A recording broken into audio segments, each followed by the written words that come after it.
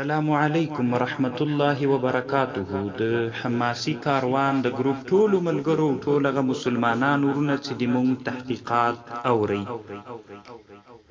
یو ورور پرون صالح ابراهیمی په نامه یو ورور پښتنه کړې وله کچيري د جنازې لمانځه ته یو څوک حاضر سی یا جنازه وویني په د باندې جنازه فرض عین ګرځي که نه ګرځيږي. اصل کې خو محترم مسلمانانو ورونو مسأله داسې ده چې د جنازې لمونځ دا فرض کفایي ده، یعنی که بعضو مسلمانانو په جنازه په مړي باندې جنازې لمونځ وکړ د نورو غاړه پې خلاصیږي.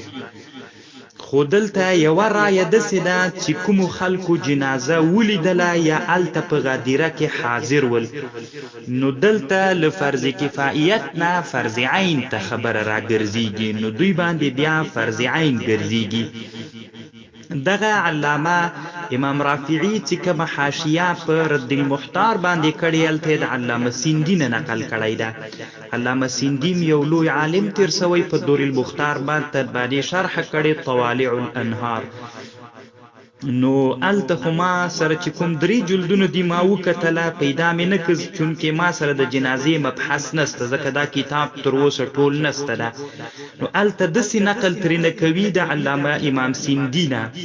نو خو داسې به زه ووایم چې د علامه سیندي یوه رایه دا ده، 2 رایې علامه امام سیندي نقل کوي. یوه رایه داسې نقل کوي چې کله څوک جنازې ته حاضر سو یا یې جنازه ولیده په د باندې دا له فرض کفایي نه فرض عین ته خبره ګرځېږي.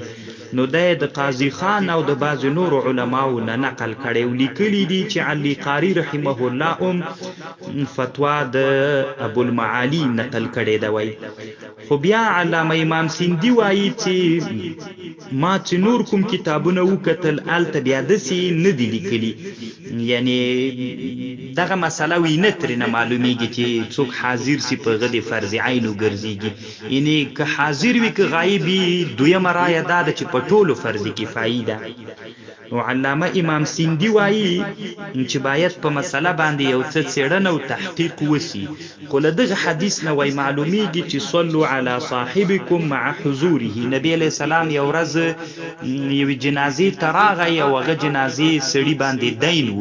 نبی علیه السلام پوښتنه وکړه وایي په د دین سته ده؟ وایي صلوا علی صاحبکم. ګورئ رسول علیه السلام حاضر و، خو بیا هم رسول علیه السلام جنازه پې ونه کړله. نو که چېرته په حضور باندې جنازه فرض عین ګرځېدلی نو رسول الله باید پې کړې وه، خو چې نه ده پې کړې دلیل علی عدم افترازها علی کل حاضر. نو د امام سیندي له رایې نه تقریبا همداسې معلومیږي چې جنازه فرض کفایي ده، که حاضر وي که غیر حاضر وي. خو بیا امام رافعي رحمه الله چې کومه خبر کړی دی وی لکن الاولا مراجعه الكتب، هغه کتابونو ته باید مراجعه وسی التي نسب لها القول بالافتراض عند الحضور. دی وی چې امام سیندي کوم کتابونه ښودلي دي چې له هغه کتابونو نه داسې معلومیږي چې څوک حاضر سي نو جنازه پې باندې فرض ګرځېږي، فرض عین ور باندې ګرځېږي. و هغه کتابونو ته باید رجوع وسي چې دا کومه کتابونو حواله ورته امام سیندي کړی دی. وی چې ما خو قاضي خان ته مراجعه وکړه نو په قاضي خان کې نه و ذکر.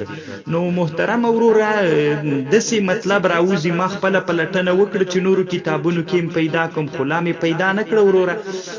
همدغه د امام سیندي او د امام رافعي د رایې نه داسې معلومیږي چې په لیدلو د جنازې باندې جنازه فرض عین نه ګرځېږي، نه په لیدلو فرض عین ګرځېږي وروره او نه په حاضرېدلو باندې. او د علامه امام سیندي رایه هم دغسې ده. سیحدث الله بعد ذلك امرا وروره. الله دې جوړ لره کامیاب اوسي.